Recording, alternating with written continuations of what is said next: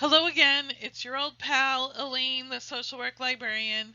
The purpose of this tutorial is to bring together information that we've talked about in the other tutorials, as well as wrap up about evaluating information and determine what it takes to be an information literate social worker.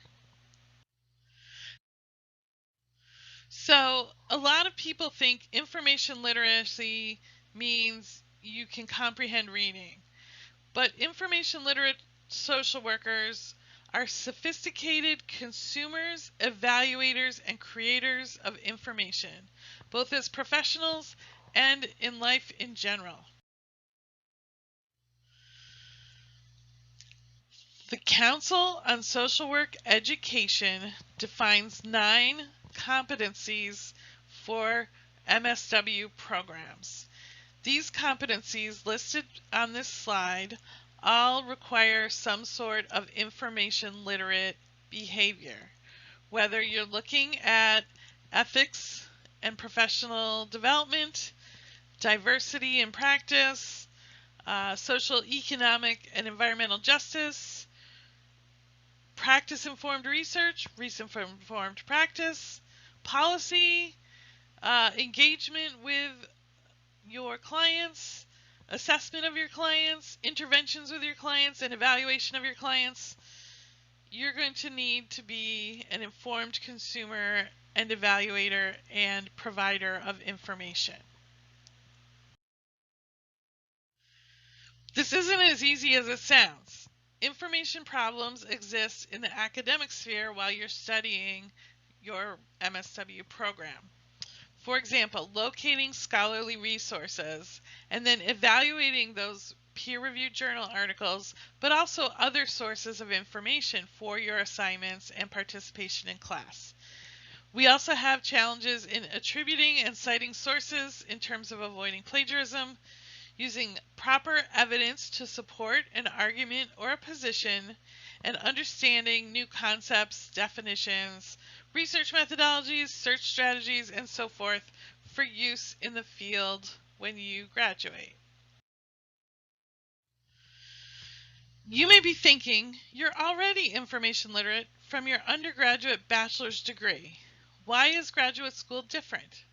First, we assume you already know the basics of academic research and writing. The focus on grad school is on one subject area, in this case social welfare. There are no general education requirements. Third, you will be expected to digest and understand so much more material. There is so much reading. And with that voluminous amount of information, critical thinking is more important than ever. How are your information needs different now that you're in graduate school? First, you'll need more sophisticated strategies for searching. We've covered those in this workshop. You'll need to be more discriminating about your information sources, and you need to understand what makes a quality, peer-reviewed, evidence-based journal article. There is a greater focus on original research and theoretical underpinnings of the concepts you are studying. Basic academic writing skills are assumed. You will level up on your critical evaluation of research and information, and you'll be able to apply your skills at seeking the right information, identifying the sources you need, evaluating them, and applying the information in practical contexts.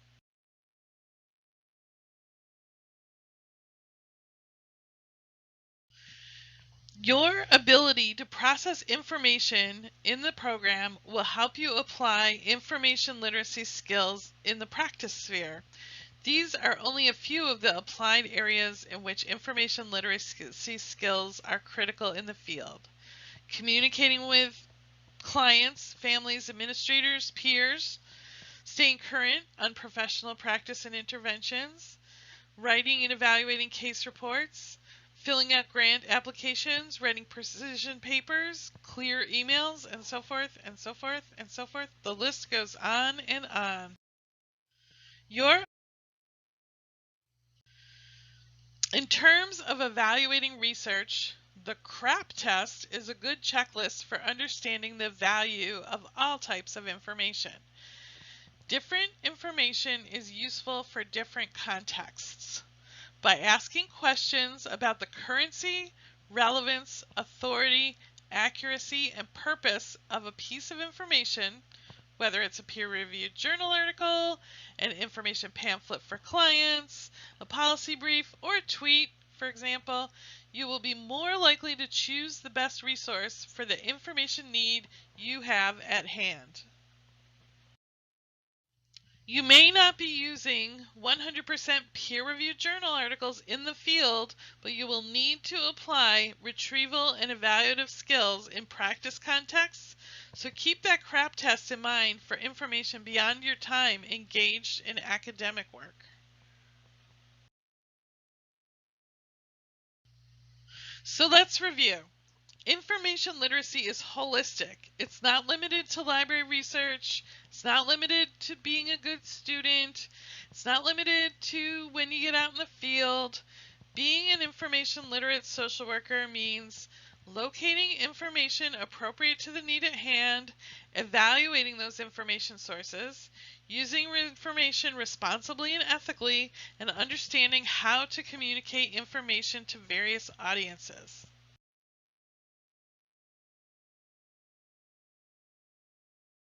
And just real quick, don't forget to check the folders in this module for other important resources and information that go into greater detail.